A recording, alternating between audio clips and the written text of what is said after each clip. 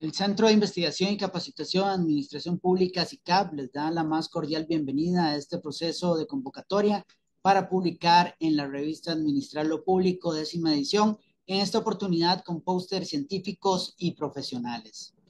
Sean todos bienvenidos y bienvenidas. Dentro de los campos de especialidad tenemos diferentes temáticas como administración pública, administración aduanera, comercio exterior, comercio internacional, evaluación de programas de gobierno, políticas públicas, integridad, participación ciudadana, datos abiertos de gobierno, herencia pública, entre otros que son sujetos de publicación en nuestro proceso científico robusto que inicia con un proceso de revisión de la obra por parte de la editorial. También tenemos un proceso de conocimiento del comité editorial y a partir de ahí la asignación de pares académicos en el caso de que sean obras arbitradas. Eso genera una serie de dictámenes y comunicación con los autores para precisamente hacer un proceso de ajuste de la obra en lo que sea pertinente. Una vez finalizado ese proceso, se da efectivamente la publicación, la divulgación y la comunicación de los resultados hacia la comunidad en general y por supuesto hacia la comunidad científica. En el ámbito de la rigurosidad científica y académica, como les mencionaba antes, tenemos un proceso arbitrado con revisión por pares que tiene que ver con avances de investigación, sistematización de intervenciones y publicaciones originales. En el caso en donde no aplica esta revisión por pares son en obras no arbitradas que básicamente tienen que ver con elementos de docencia o acción social, estudios que recapitulan alguna obra o publicaciones secundarias que algunas veces plantean las personas autoras. En esta oportunidad también el comité editorial y el científico y la dirección del SICAP se complace invitarlos en las siguientes categorías. Obras académicas y científicas que tienen por objeto publicar resultados de investigación preliminares o finales, resultados de acción social, de trabajo comunal universitario, de extensión docente o cultural y resultados de docencia, particularmente del quehacer docente y estudiantil. La otra categoría tiene que ver con obras profesionales, como la sistematización de intervenciones públicas desde la academia, el procesamiento de datos públicos para la toma de decisiones y experiencias sobre demandas educativas, por ejemplo, que han emergido durante la pandemia en la universidad pública, también elementos de ciberseguridad, regla fiscal, prevención de la corrupción, entre otras que podrían ser de interés. Este tipo de publicación tienen dos diferentes partes que es necesario ejecutar para los pósters científicos y profesionales. Un componente narrativo que tiene una extensión entre 3 a 5 páginas, en el cual es importante que quede claro cuál es el problema que se estudia, por qué se estudia esa problemática, con qué métodos y herramientas o materiales se estudia ese problema, cuáles son los principales hallazgos o resultados, cuáles son esos aportes o debates al conocimiento en los que se contribuye y, por supuesto, cómo la gestión pública se puede ver beneficiada de ese debate académico y teórico o profesional que ustedes están proponiendo. El otro componente es el componente visual, básicamente el póster que consiste en un diseño libre con un flujograma, un diagrama, una infografía u otro componente gráfico que permita sintetizar esa narrativa, presentar el tema de forma clara y concisa en una página tamaño carta, de preferencia en posición vertical. Es muy importante en el póster utilizar iconografía, ideas fuerza y un tamaño y tipo de letra legible. También colores que faciliten esa lectura del póster. Dentro del componente narrativo les queremos compartir precisamente cuáles son los elementos o requisitos que demanda este tipo de obra académica dentro de esta extensión de 3 a 5 páginas que hemos sugerido para este proceso de postulación. Primero, el título debe ser exacto, debe ser claro, no debe ser de más de 14 palabras, debe ser entendible por el público en general y por supuesto por la comunidad científica en particular y debe ser traducido al idioma inglés. En el caso de la persona autora o las personas autoras es importante incluir el grado académico, la institución o entidad donde labora o en la que colabora, el cargo que ejerce y por supuesto un correo electrónico de contacto. El resumen se debe realizar en una extensión entre las 200 y 250 palabras, debe explicar en alguna medida el objetivo del trabajo, el método, los principales resultados y la explicación o aporte al conocimiento que genera. Todo se redacta en un párrafo y también se debe traducir al idioma inglés. Las palabras clave son un máximo de 5, no se repite con respecto a palabras del título y también requiere la traducción de las palabras en idioma inglés. Para las palabras clave se utiliza, por ejemplo, el tesauro de la UNESCO o la literatura en ciencias económicas para hacer esa selección de las palabras clave adecuadas. Es una recomendación que puede ganar tiempo en el proceso de redacción de este artículo. Luego entramos a los elementos de mayor robustez, como es la introducción, que debe de narrar antecedentes, el objetivo general y específicos y expresar claramente la importancia del problema o fenómeno bajo estudio o que está analizando. Los métodos y materiales tienen que incluir aspectos como alcance espacial, temporal, método, instrumentos que utilizaron y también la identificación de variables o categorías teóricas que le dan sustento al tema expuesto. Recuerden que acá es importante la narrativa científica y eso también ayuda a hacer la simplificación del texto como tal. En el ámbito de los resultados, estos deben ser objetivos, debe de evitarse ser subjetivo, por supuesto, y también los juicios de valor personales.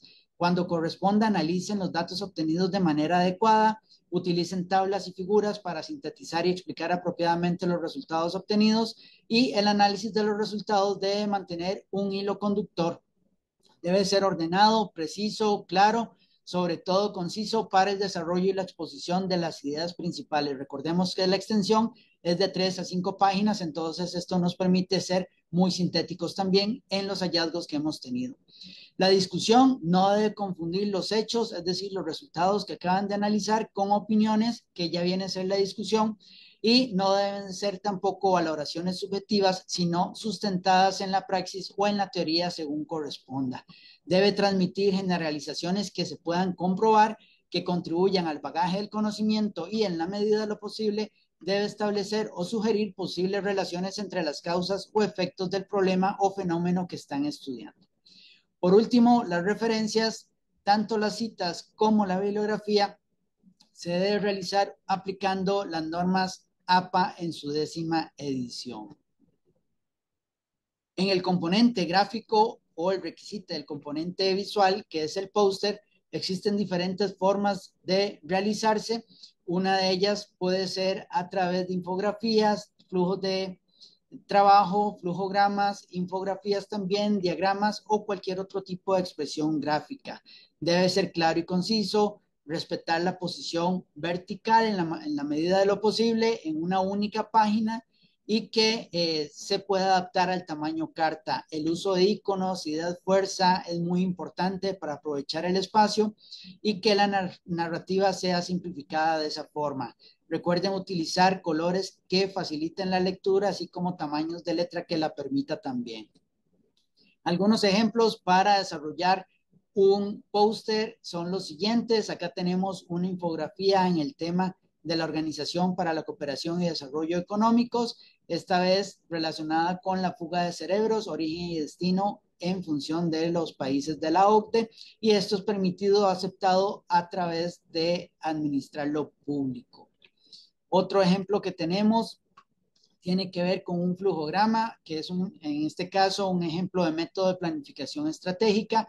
También nos permite tener una mayor facilidad de entender un proceso de este tipo, uno por el flujo que menciona, por la iconografía que contiene, por el tipo de letra y también porque están numerados los pasos y eso facilita la lectura a las personas que hagan uso de la obra, sea para conocimiento general o para conocimiento académico y científico.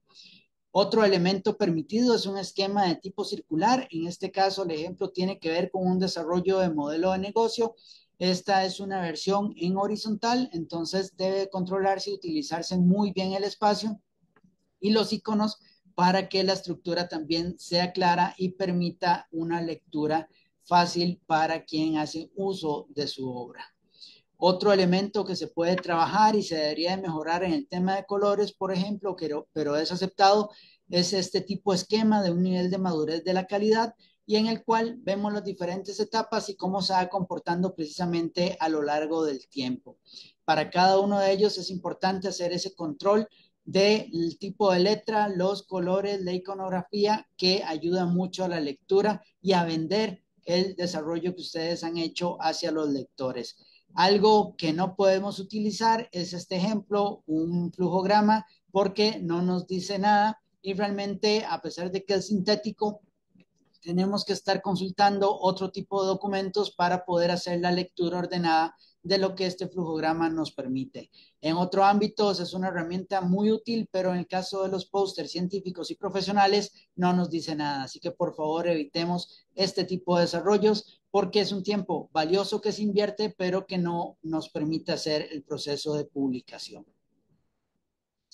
Finalmente, recordar algunas fechas importantes. La recepción de propuestas está abierta hasta el 18 de septiembre. Luego de eso tenemos un proceso de revisión de manuscritos y comunicados a las personas autoras.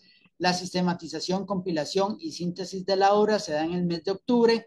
Hay un proceso editorial y científico que abarca todo el mes de noviembre y posteriormente en el mes de diciembre se hace la publicación y divulgación de la compilación, administrarlo público, 10ª edición, edición de aniversario.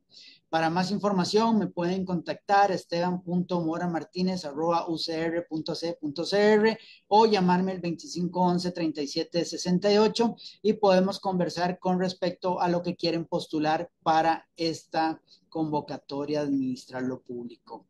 En caso de que no estén animados a publicar, pueden unirse a nuestro equipo de pares académicos y, por supuesto, motivar a quienes quieren escribir científicamente, hacer divulgación de sus procesos de investigación académica, científica y profesional, a quien esto existe reconocimiento académico. Hay ingreso en repositorios indexadores nacionales e internacionales, se participa en el debate teórico y por tanto se contribuye a la generación de conocimiento. También motivan el desarrollo de literatura autóctona que puede ser utilizados en espacios de docencia y espacios profesionales y por supuesto también mejora los ingresos económicos por su relación con el régimen académico en el caso de las universidades públicas. Y por supuesto, recuerden, publiquen o perezcan. Ese es el lema de todos aquellos que trabajan en el ámbito de la investigación, en el ámbito de la academia, porque para ser reconocidos en el ámbito académico es muy importante la publicación científica. Esta es una puerta que está abierta desde el CICAP para hacer procesos científicos y académicos de publicación, así que invitadísimos a publicar en Administrar lo Público, 10ª edición. Finalmente, recordarles que tenemos también otro tipo de espacios de publicación. Pueden escribirnos a publicaciones.cicap@ucr.c.cr para que puedan tener más información de ese otro tipo de publicaciones. Los esperamos con sus productos de publicación para administrar lo público, 10ª edición. Muchas gracias por su atención.